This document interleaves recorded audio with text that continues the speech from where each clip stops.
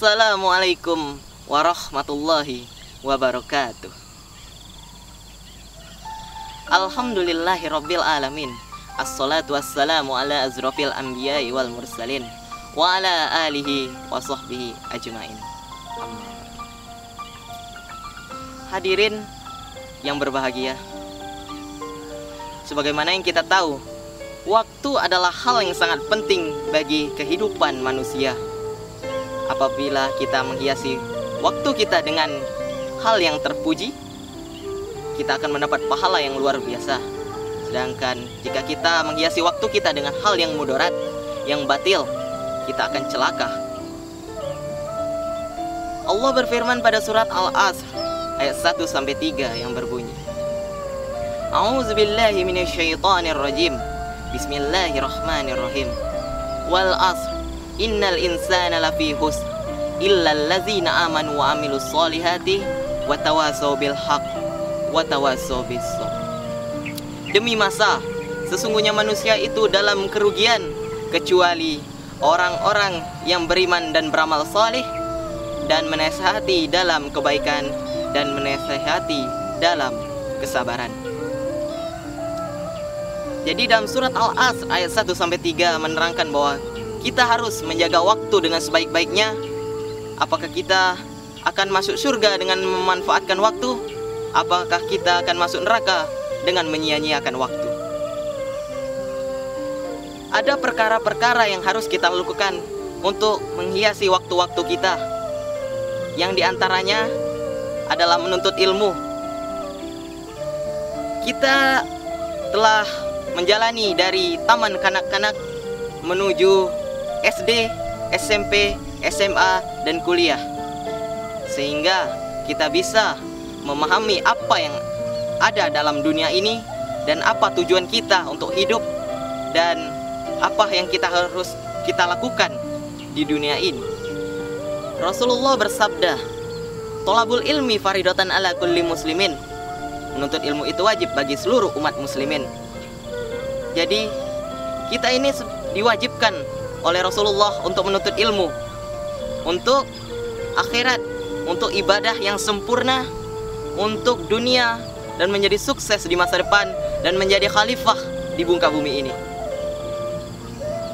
Dan yang kedua, hendaklah kita menjunjung nilai tinggi ukhuwah Islamiyah, ukhuwah insaniyah, persaudaraan kita sesama umat beragama.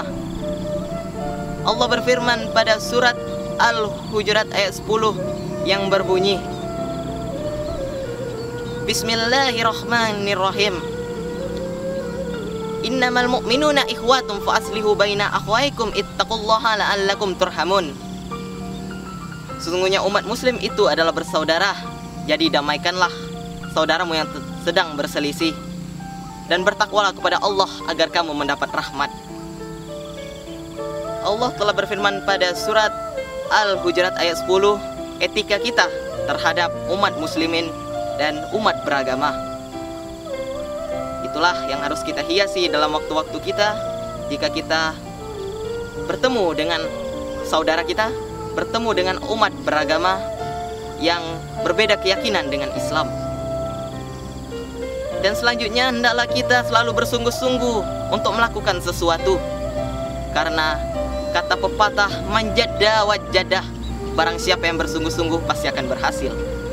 Itu sangat memberikan kita motivasi, karena bersungguh-sungguh memang akan membuat kita akan menjadi berhasil di masa depan dan akhirat.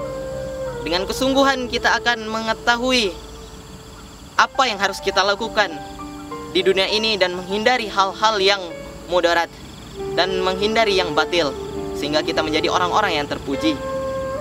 Dan yang terakhir, hendaklah kita selalu mempelajari Al-Quran dan mengamalkannya dan mengikuti sunnah Rasul sesuai hadis Rasulullah. Rasulullah bersabda, khairukum man ta'allamal Qur'ana wa 'allamaha. Sebaik-baik manusia adalah yang mengamalkan Quran dan mengajarkannya. Jadi Al-Quran adalah pedoman hidup kita yang akan menyelamatkan kita di jembatan Shiratal Mustaqim yang menuju surga nanti, dan menyelamatkan kita di alam kubur nanti. Dengan Al-Quran kita dapat mengetahui tentang nabi-nabi sebelum kita, yaitu dari Nabi Adam hingga Nabi Muhammad. Kita dapat melakukan apa yang seharusnya umat akhir zaman lakukan. Kita dapat mengetahui apa yang ada di dunia ini, dan kita dapat mengetahui akhirat nanti dan surga Allah Subhanahu wa Ta'ala. Mungkin hanya ini saja yang dapat saya sampaikan. Semoga kita dapat memanfaatkan waktu dengan sebaik-baiknya, dengan semampu kita, dan kita dapat bertemu dengan Rasulullah SAW di yaumil akhir nanti, mendapat syafaatnya. Amin, amin ya rabbal alamin. Nun wal qalami wa ma yasturun, wabillahi taufiq wal hidayah, wa ridha wa innaya. Wassalamu alaikum warahmatullahi wabarakatuh.